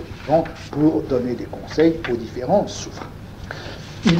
Donc, prenons, si vous voulez, ces textes, indépendamment de tout problème d'authenticité, comme témoignage de cette intervention politique, en soulignant, bien sûr, que ces interventions politiques platoniciennes, surtout post-platoniciennes, se situent dans un contexte politique qui est celui de la décadence des cités et des démocraties grecques. C'est l'époque de la constitution des grandes monarchies hellénistiques, dans lesquelles, justement, les problèmes politiques vont être entièrement déplacés, du fonctionnement de l'agora à l'ecclésia, même si, et encore, la démocratie municipale peut jouer, les problèmes politiques essentiels vont se déplacer de l'agora, qui est en quelque sorte municipalisée, à la cour des souverains. La philosophie dans la cour des souverains, le rôle de la philosophie dans un souverain et à sa cour, c'est cela maintenant qui va constituer l'enjeu. La scène, c'est le souverain, la scène, c'est la cour, la scène, c'est l'entourage du souverain, et c'est là que, pour des siècles sans doute, va se situer la scène politique majeure. Dans ces lettres, je voudrais en retenir deux ou trois.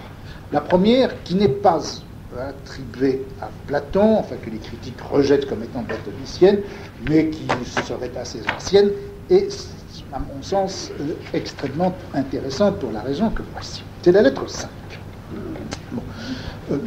Ce n'est pas une lettre de Platon, ce n'est évidemment pas non plus une lettre réelle, ce qui ne veut pas dire qu'elle n'a pas été écrite par des platoniciens, mais cette lettre, comme sans doute aussi la lettre 7, qui elle est attribuée à Platon, sont des lettres fictives, c'est-à-dire qui ont été destinées à circuler comme des manifestes, comme des petits traités, comme une sorte de lettre publique, si vous voulez, dans laquelle on prenait à témoin le public, ou en tout cas le public cultivé.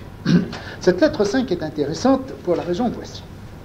Elle était destinée à Perdiccas, qui était le frère de Philippe et qui a régné un certain temps sur la Macédoine.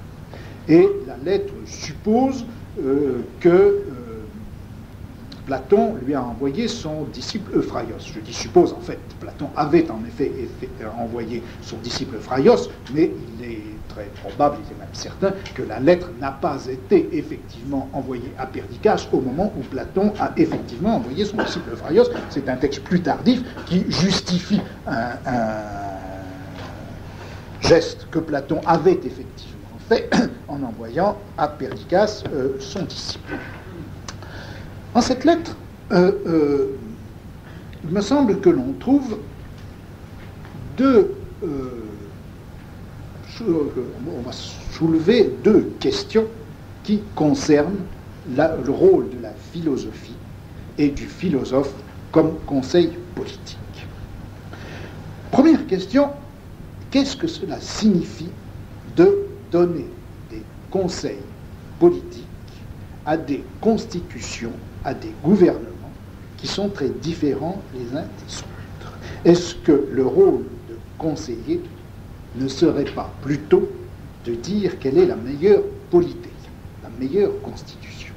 Cette question n'est pas posée comme ça directement et brutalement à travers le texte, mais il est clair que le texte répond à cette objection.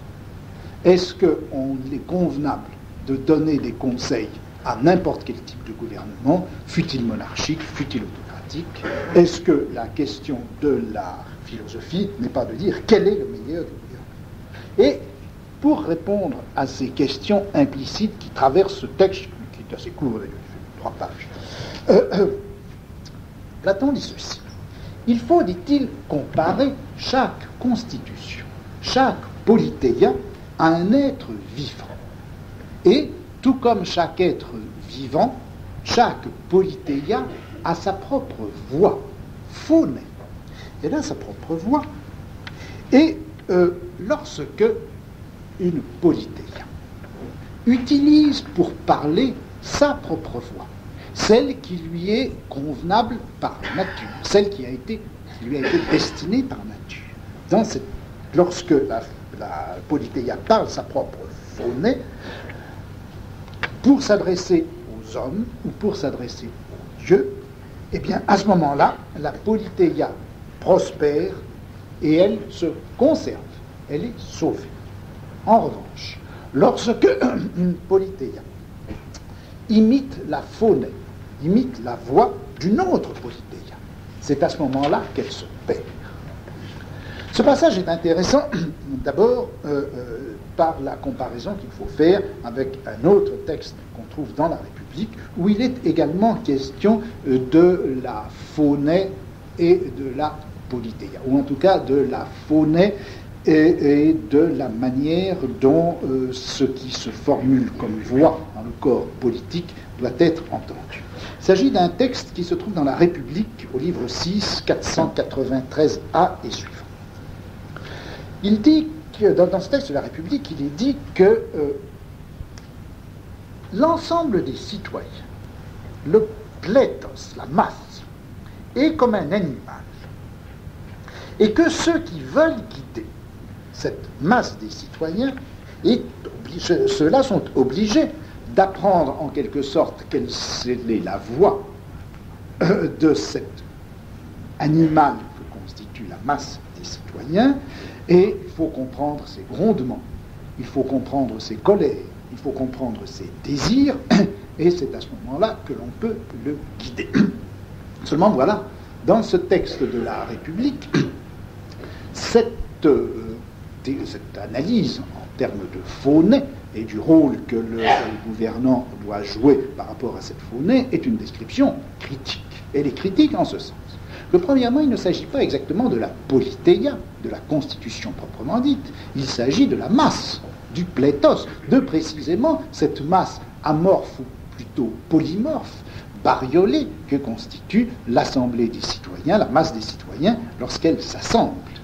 Et la voix que cette masse fait entendre, qu'est-ce que c'est? C'est la voix de la colère, dit le texte, c'est la voix des appétits, c'est-à-dire la voix de tout ce qui n'est pas raisonnable. Et le mauvais chef, c'est précisément celui qui, apprenant à comprendre ce vocabulaire du désir, va lui faire écho et guider cette masse dans le sens même où elle le désire. Par rapport à ce texte, celui que l'on trouve dans la lettre 5, et vous le voyez, différent malgré cette comparaison avec la foule. Car dans ce texte de la lettre 5, on voit premièrement que ce dont il est question, ce n'est pas pléthos, c'est politeia, c'est-à-dire la Constitution. La Constitution dans ce qu'elle a d'articulé, dans ses différentes formes, que ce soit une démocratie, que ce soit une aristocratie ou une oligarchie, que ce soit une monarchie. C'est la politeia. C'est la politeia dans sa structure. Et cette politeia, elle a une phonée. Une phonée qui doit être conforme à ce qu'est, dans son essence, la politeia. Et lorsque la phonée, précisément, au lieu d'être conforme à ce qu'est l'essence même de la politeia, va se modeler ou se laisser induire par l'image ou le modèle d'une autre constitution, autrement dit, lorsque quelqu'un va dans cette cité se lever et parler le langage d'une autre constitution, c'est à ce moment-là que les choses vont déraper et que la cité ou l'État se perdra. En revanche, si la phonée est toujours adaptée à la politeia, eh bien, c'est à ce moment-là que la cité marchera comme il faut. Alors, quand on peut se demander pourquoi Platon fait ce développement dans cette lettre assez courte par laquelle il envoie, dans laquelle il annonce à Perdiccas, ou il est censé annoncer à Perdiccas l'envoi de son conseiller. Il faut comprendre ce texte à ses différents niveaux de signification. Bien entendu, dans ce texte manifeste qui n'est pas fait pour Perdiccas mais pour le lecteur, il s'agit de dire, eh bien oui, je suis capable, et je trouve tout à fait logique et normal, d'envoyer un conseiller à un gouvernement fût-il monarchique, fût-il autocratique, car le problème n'est pas tellement de définir ce qu'est la meilleure constitution, mais bien de faire en sorte que chacune des politeias fonctionne selon sa propre essence. Nous voyons donc là absolument clairement ce thème que j'évoquais tout à l'heure, qui était que la parésia n'a pas à jouer simplement dans le cadre de la démocratie, mais qu'il y a un problème parésiastique, si vous voulez, un problème de la parésia qui se pose sous n'importe quelle forme de gouvernement. Deuxièmement, vous voyez que cette question de cet envoi du conseiller, du philosophe, du disciple de Platon, à répondre à la question, vient se loger là où se pose la question de la voix. La question de la voix, c'est-à-dire que le conseiller qui l'envoie à Perdiccas aura pour fonction quoi? Bien que ça ne soit pas dit explicitement dans le texte, l'existence, la présence de ce développement concernant la phonée montre bien que le rôle du philosophe ainsi envoyé, ce sera de quoi? De veiller à ce que la phonée qui s'articule ainsi dans la politeia, dans la Constitution, soit conforme à ce qu'est cette Constitution. Et c'est cela le rôle du philosophe. Formuler, articuler ce qui se dit dans un État de telle manière que ce qui s'y dit soit effectivement conforme à ce qu'est en sa nature l'État. Seul un philosophe peut le faire, puisque c'est lui seulement qui sait en quoi consiste la nature de chaque État. Mais son rôle n'est pas tellement, en l'occurrence, de dire quel est le meilleur des États, même si par ailleurs on peut avoir posé cette question-là. Comme conseiller, il a à laisser de côté la question du meilleur des États, il a à tenir sous son regard la nature et l'essence de chaque politeia, et il a, c'est cela, sa parésia, son dire vrai, à faire en sorte que la voix qui se formule dans les discussions, dans les débats, dans les différentes opinions formulées, dans les décisions prises, faire que tout cela soit effectivement conforme à la polité. C'est le gardien de la voix de chaque constitution, de la voix VX de chaque constitution. Veiller à ce que cette voix soit conforme à l'essence de la constitution, c'est cela le dire vrai du philosophe comme conseiller. Il ne dit pas vrai sur la nature des États, il dit vrai de manière à ce qui se disent dans un État soit conforme à la vérité. Bon. Toujours dans cette même lettre, une seconde question est soulevée. Autre objection qui manifestement était faite à Platon ou aux platoniciens, et à laquelle la lettre était chargée de répondre. La première, donc, c'était comment se fait-il qu'on puisse envoyer un philosophe conseiller à un autocrate? Vous avez vu la réponse. La seconde question, c'est pourquoi n'avoir pas donné de conseil à Athènes même? Et alors que vous êtes silencieux à Athènes, Platon, les gens de l'Académie, pourquoi est-ce que vous vous adressez à un roi pour lui donner des conseils? Eh bien, la réponse qui est prêtée par le rédacteur du texte à Platon, c'est ceci. C'est qu'à Athènes, le peuple a pris depuis longtemps, et depuis si longtemps, des habitudes, et de si mauvaises habitudes, qu'il n'est plus possible de le réformer en voulant donner des conseils à un peuple athénien qui est maintenant si loin de toute vérité. Eh bien, Platon, dit le texte, se mettrait en danger, et ceci pour rien. On a là alors l'image, la référence à ce qu'est la mauvaise parésia dans une cité démocratique. Dans la cité démocratique d'Athènes, les choses en sont arrivées à ce point qu'on ne peut plus tenir le langage, on ne peut plus veiller à ce que la phonée soit conforme à ce qu'est l'essence même de la démocratie. Les choses en sont arrivées au point que celui qui essaierait de faire entendre la voix de la vraie démocratie dans cette démocratie désormais perdue, celui-là, eh bien, il courrait le risque de tous les parésiastes, mais un risque qu'il ne vaut plus la peine de courir, puisqu'il n'y a plus. Il ne peut plus y avoir d'action possible, il ne peut plus y avoir de changement possible, on se mettrait en danger pour rien, et c'est ce que Platon refuse à faire. Voilà pourquoi il se tait à Athènes, là où la parésia n'est plus possible, mais il envoie son disciple, il est censé envoyer son disciple à Perdiccas, car là, il espère bien pouvoir faire entendre la phonée de la vraie monarchie à un monarque qui est prêt à entendre ce qu'est le discours du philosophe. Bon, voilà ce qu'on trouve dans la lettre 5. Maintenant, je voudrais passer à la lettre 7, qui est évidemment la grande lettre dans laquelle Platon, à la fin, raconte ce qu'a été sa carrière réelle de conseiller politique et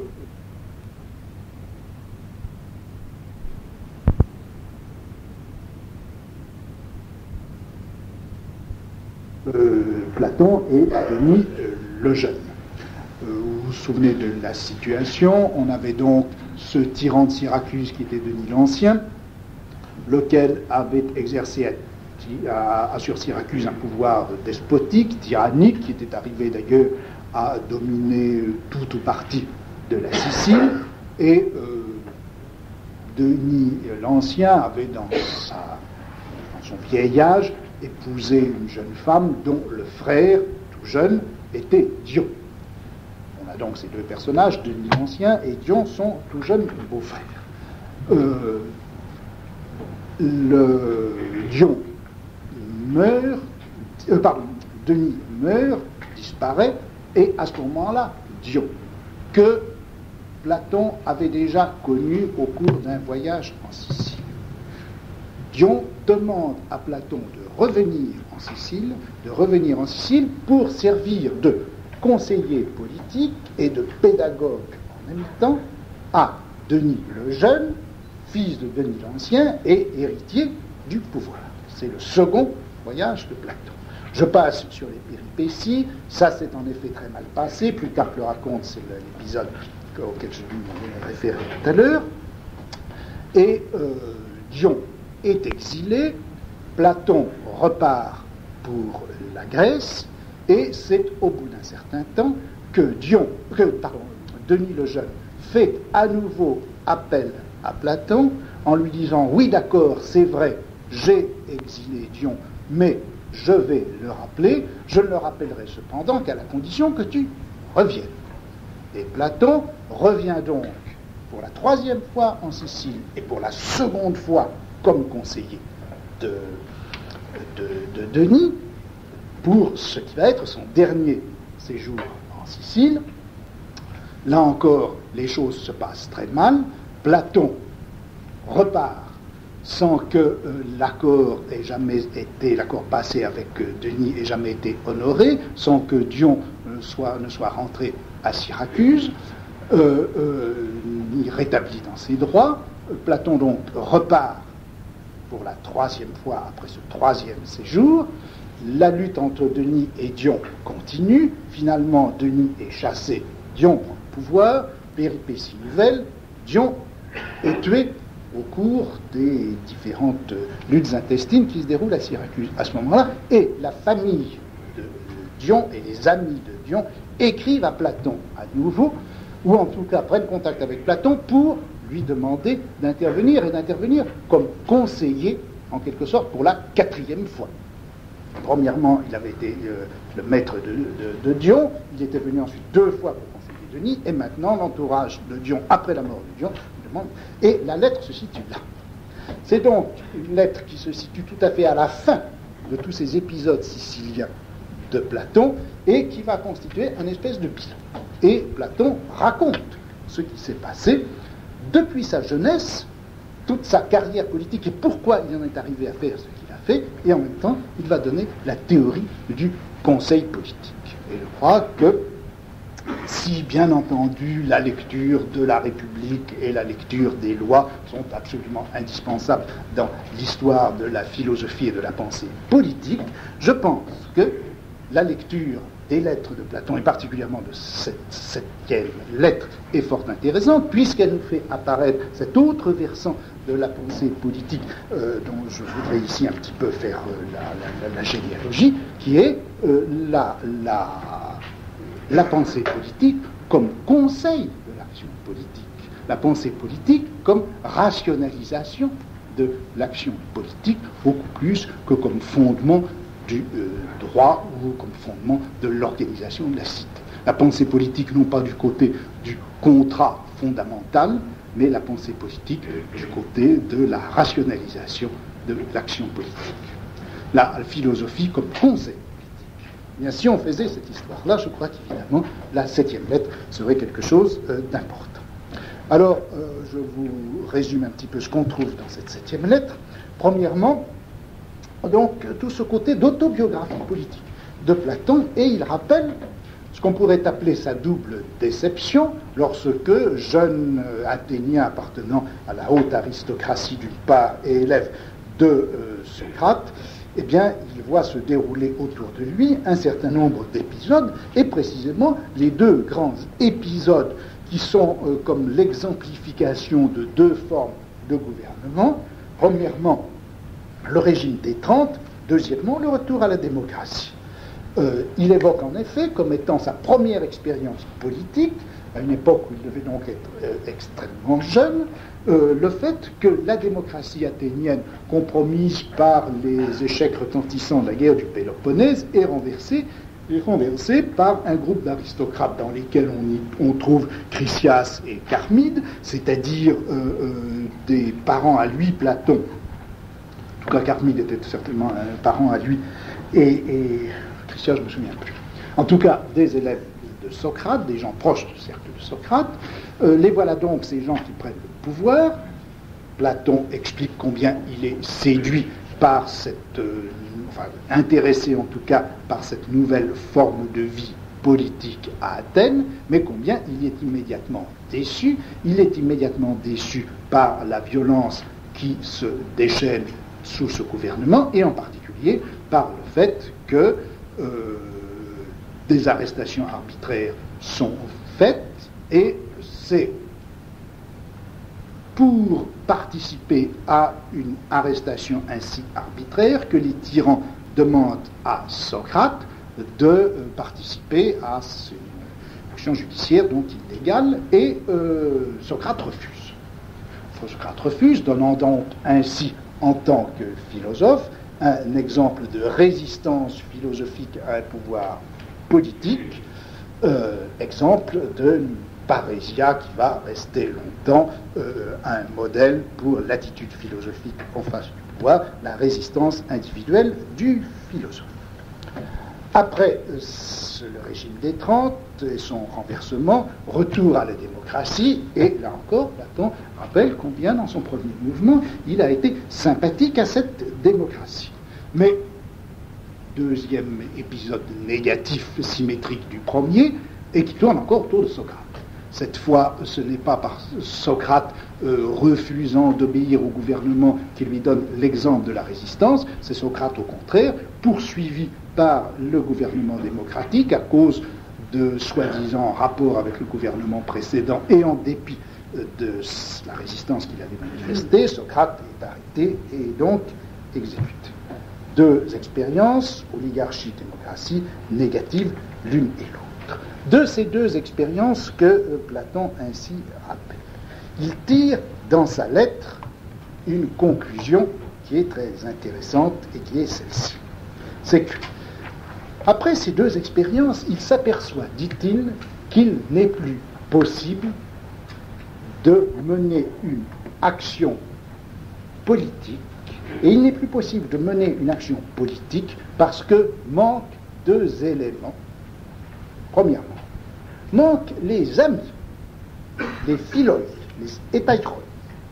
C'est-à-dire que dans une cité mal gouvernée, les rapports personnels, d'amitié, les liens qui peuvent unir entre les hommes et les constituer en groupe, quelque sorte de pression, par laquelle grâce à auquel et à travers lequel on pourra conquérir le pouvoir et guider la cité, ces rapports d'amitié ne sont plus possibles. Deuxièmement, dit-il, manquent les occasions, kairoi. L'occasion, c'est le bon moment, et le bon moment, il est défini par le fait qu'à un moment donné, il pourrait y avoir comme une embellie, une éclaircie, un moment favorable pour s'emparer du pouvoir. Or, les choses, dit Platon, vont de mal en pis et il n'y a jamais d'occasion. Par conséquent, sans amis d'une part, sans cette communauté libre d'individus et sans cette occasion définie par les circonstances, il n'est pas question de chercher à agir dans l'ordre de la politique. Il n'est pas question d'agir dans l'ordre de la politique, alors quoi faire? Eh bien, dit-il, ayant compris qu'il n'est pas possible d'agir dans l'ordre de la cité, sans amis et sans occasion, alors il faut en arriver à cette conclusion qu'il formule et qui est au mot près ce qu'on trouve, le fameux texte que l'on trouve au livre 5 de la République 473d, à savoir qu'il faudra maintenant que les philosophes arrivent au pouvoir, eis argas, et c'est un mot technique qui désigne l'exercice même de la magistrature, les archaïs, c'est les magistratures, c'est les responsabilités politiques. Il faut donc que les philosophes arrivent aux responsabilités politiques et que les chefs, ceux qui ont la dynastéia, dynasteontes, dit le texte, que ceux-là se mettent à philosopher réellement. Seule l'adéquation de la philosophie, de l'exercice de la pratique de la philosophie à l'exercice et à la pratique du pouvoir va désormais rendre possible ce que, dans le fonctionnement soit de l'oligarchie, soit de la démocratie, et ce qui, dans ces deux fonctionnements, avait été rendu impossible. Alors je crois que là, il faut bien comprendre une chose. C'est que ce recours à la philosophie, cette coïncidence souhaitée entre l'exercice de la philosophie et l'exercice du pouvoir, Platon le présente dans le texte, il faut y attacher, je crois, de l'importance, comme la conséquence d'une impossibilité. Comme la conséquence d'une impossibilité, c'est-à-dire comme le fait que le jeu, disons, politique habituel, jusque-là habituel, de la parésia, du dire vrai, dans le champ de la démocratie ou dans le champ de la cité athénienne, n'est plus possible. Le dire vrai n'a plus sa place dans le seul champ politique, c'est-à-dire que tout ce qu'on avait vu formulé assez clairement, soit dans le texte d'Euripide par exemple, soit ensuite à travers Isocrate, etc. À savoir que la parésia, c'est ce qui doit caractériser l'action de certains citoyens en tant que citoyens par rapport aux autres, eh bien cette parésia, désormais, ce n'est plus la citoyenneté qui doit le donner. Ce n'est plus non plus l'ascendant moral ou social exercé par certains. D'autres, la parésia dans l'ordre de la politique, le dire vrai dans l'ordre de la politique, ne peut être fondé que sur la philosophie, et fondé sur la philosophie, non pas simplement que cette parésia, ce dire vrai, se référerait à un discours philosophique extérieur, mais bel et bien que le dire vrai dans le champ de la politique ne peut être que le dire vrai philosophique. Le dire vrai philosophique et le dire vrai politique doivent s'identifier dans la mesure même où aucun des fonctionnements politiques dont Platon a été le témoin, aucun ne peut assurer le juste jeu de cette parésia. Ce jeu dangereux et périlleux dont vous avez parlé n'est plus possible désormais, donc c'est la philosophie. Ce droit absolu de la philosophie sur le discours politique est, je pense, central évidemment dans cette conception de Platon. Après ce rappel autobiographique de sa jeunesse, de ses expériences politiques et de la conclusion qu'il en tire quant au rapport entre le pouvoir et la philosophie, Platon évoque les deux premiers voyages qu'il a fait en Sicile. Le premier voyage d'abord qu'il a fait en quelque sorte à titre privé lorsque il a rencontré Dion, et que Dion, encore jeune et toujours sous le règne de Denis l'Ancien, s'intéressait à la philosophie. Il évoque cela, et il rappelle combien, d'une part, il avait été frappé par l'état de débauche, de luxure, de relâchement moral dans lequel vivaient Syracuse et l'entourage de Denis l'Ancien, et comment, au contraire, il avait été frappé par la vertu et les qualités du jeune Dion. Bon. Puis il évoque, après la mort de Denis l'Ancien, la démarche que Dion a faite auprès de lui, Platon, lorsque Denis l'Ancien donc étant mort, c'est Denis le Jeune qui a pris le pouvoir, et Dion donc se tourne vers Platon et lui dit quoi? Et c'est là ce que Platon évoque. Il lui dit d'abord que Denis le Jeune, le nouveau tyran, le nouveau despote, ou en tout cas le nouveau monarque de Syracuse, Denis et son entourage sont prêts à écouter les leçons de la philosophie. Et, dit Platon, citant ou se référant, moins en style indirect à ce que Dion lui a dit, jamais les circonstances n'ont été aussi favorables pour que l'on puisse réaliser, grâce à Denis le Jeune et à son entourage, qu'on puisse réaliser l'union dans les mêmes hommes de la philosophie et de la conduite de la cité. Nous avons donc là exactement la définition de ce kairos qui avait manqué dans les expériences de la démocratie ou de l'oligarchie à Athènes. On a un kairos dans lequel un jeune monarque étant arrivé au pouvoir et étant prêt à écouter la philosophie, on va pouvoir réaliser cette union de l'exercice de la philosophie et de l'exercice du pouvoir, dont Platon estime qu'elle est maintenant la seule manière de faire jouer le dire vrai dans l'ordre de la politique. À cette conjoncture favorable, Platon, pour expliquer ce voyage, qui est donc son second voyage en Sicile et son premier voyage politique en Sicile, Platon ajoute deux autres considérations. L'une qui est de l'ordre de l'amitié pour Dion.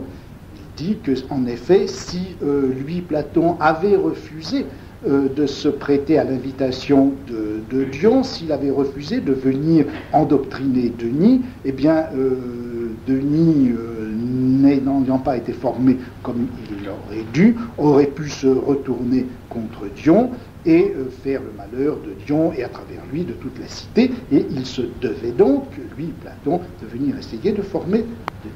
Deuxièmement, nous dit Platon, j'avais une autre considération qui a fait que j'ai répondu à l'invitation de Dion. Cette considération est intéressante, elle est celle-ci. C'est qu'il ne voulait pas, lui, Platon, paraître être simplement logos, de n'être que du discours. Platon ne veut pas être simplement logos et être considéré comme tel, il veut montrer qu'il est capable aussi de participer, de mettre la main à l'ergon, à l'action.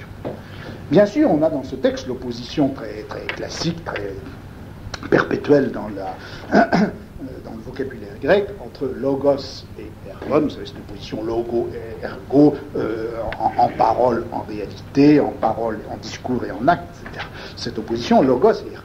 Mais il faut bien se rappeler qu'ici, il est question justement de la philosophie, et de la philosophie dans le champ de la politique. Pour Platon, il est clair que n'être que le philosophe qui écrit la République, c'est-à-dire qui dit ce que doit être la cité idéale, ce n'est être rien de plus que le logos. Or, le philosophe ne peut pas, par rapport à la politique, être simplement logos.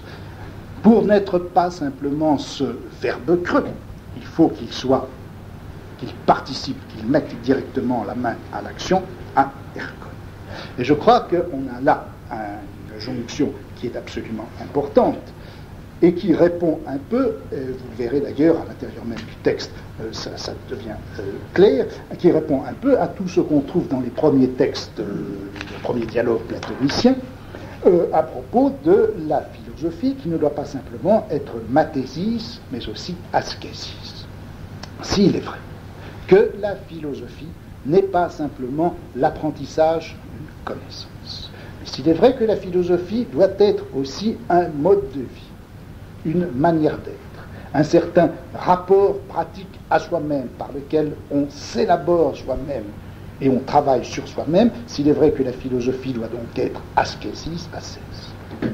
De même, le philosophe, lorsqu'il a abordé non plus simplement le problème de lui-même, mais celui de la cité, ne peut pas se contenter d'être simplement logos, d'être simplement celui qui dit la vérité, mais il doit être celui qui participe, qui met la main à l'ergon. Et mettre la main à l'ergon, c'est quoi? C'est être le conseiller réel d'un homme politique réel dans le champ des décisions politiques qu'il a réellement à prendre. Et je pense que si le logos se rapporte effectivement à la construction de la cité idéale, l'ergon qui doit compléter ce qu'est la tâche du philosophe par rapport à la politique, l'ergon, c'est effectivement cette tâche du conseiller politique et de la définition à travers l'âme, de l'élaboration à travers l'âme du prince, de la rationalité de la conduite réelle de la cité. C'est en participant directement par la parésia à la constitution et au maintien et à l'exercice d'un art de gouverner que le philosophe ne sera pas dans l'ordre de la politique un simple logos, mais qu'il sera bien logos et ergon selon ce qui est l'idéal même de la rationalité grecque. Le logos n'est en réalité complet que s'il est capable de conduire jusqu'à l'ergon et de l'organiser selon les principes de rationalité qui sont nécessaires. C'est en cela que, et c'est pour cette raison que Platon, dit-il, a été rencontré Dion. Bon, je terminerai la prochaine fois cette lettre 7, et puis on passera aux autres problèmes qui sont posés par l'histoire de la parésia de ses pratiques.